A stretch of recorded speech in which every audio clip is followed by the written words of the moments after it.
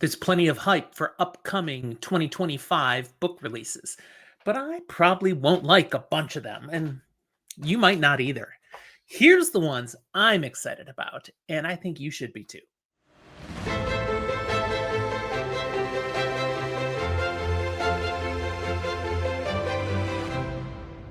Welcome to Fantasy for the Ages, the show where a father and son talk about fantasy, science fiction, horror, and other nerdy things we enjoy. I'm the father, Jim, and I'm here to talk to you about a fun little topic here as we look ahead to the books coming out in 2025. If you enjoy this episode, be sure to give us a like and check out the rest of the videos on our channel. We've got well over 1,000 videos here, all for your entertainment. We think you'll like what you find, and click that subscribe button so that you keep up on everything we send out, especially that notification bell. Click that. You'll get a notice each time a new one drops, almost once a day. So, new books. My biggest problem with new books is that I already have over 1,600 books sitting on my TBR, my to be read list. They all want my attention, and some of them have been waiting a while. Some are going to keep waiting a lot longer. So, a book needs to really grab me powerfully to get added to the list in the first place. But how powerfully it garners my interest determines where on the list it goes. Is it going to get added in the 2025 level, way at the top? Definitely want to read it this year. Will it maybe hit the 2026 possibility? It's really good. I'm really interested, but I got other things to finish first. Maybe it's just somewhere in the top 1,000 where there's a good chance I'm going to read that book in the coming few years. Or does it end up in the dungeon of practical impossibility?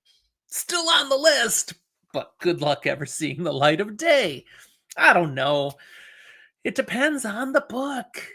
But here's the books I do expect when they come out. They're going on my 2025 list. A couple of them are already there.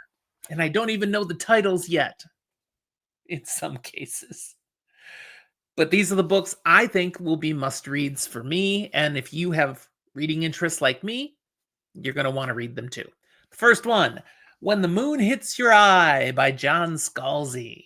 This is a science fiction novel where the moon transforms into an unstable organic material, exploring human reactions to this apocalyptic event.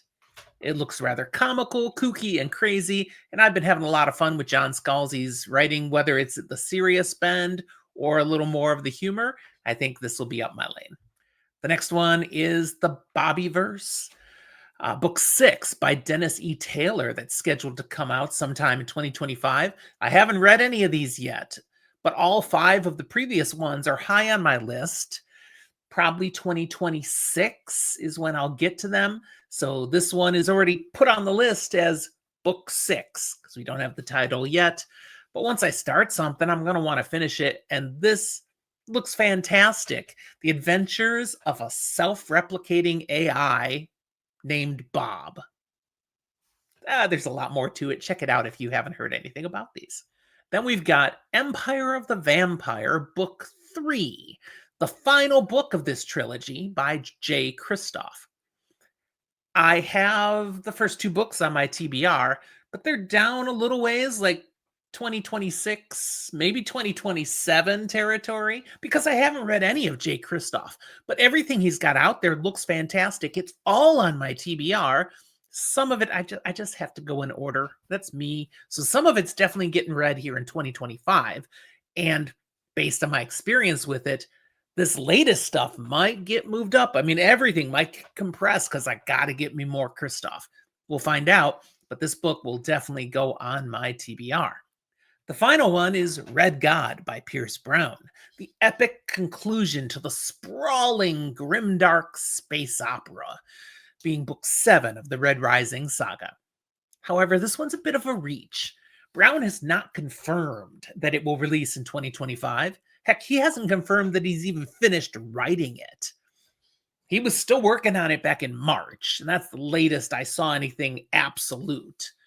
But when the previous book, Lightbringer, came out late 2023, he was like, and, the next one's going to be pretty soon. And the implication was, not like 5 years from now. And all 2024 went by with nothing other than it's not done. So 2025, come on. I think there's a shot. I think there's a decent chance. But if it happens, it's going to be late in the year. There are plenty of other great books scheduled to come out that I just don't have an interest in, or I'm not invested in them yet. And I expect there will also be amazing self-published fantasy continuing to come out of the woodwork.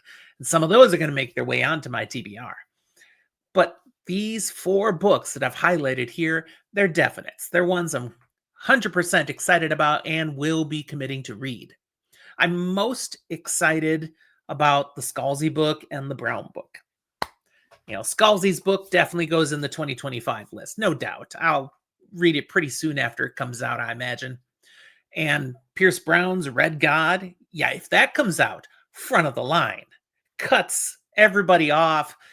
It's like Sanderson's Wind and Truth was. When it came out, I read it. Unfortunately, that wasn't as exciting as I wanted it to be, but Red God, please don't be a disappointment.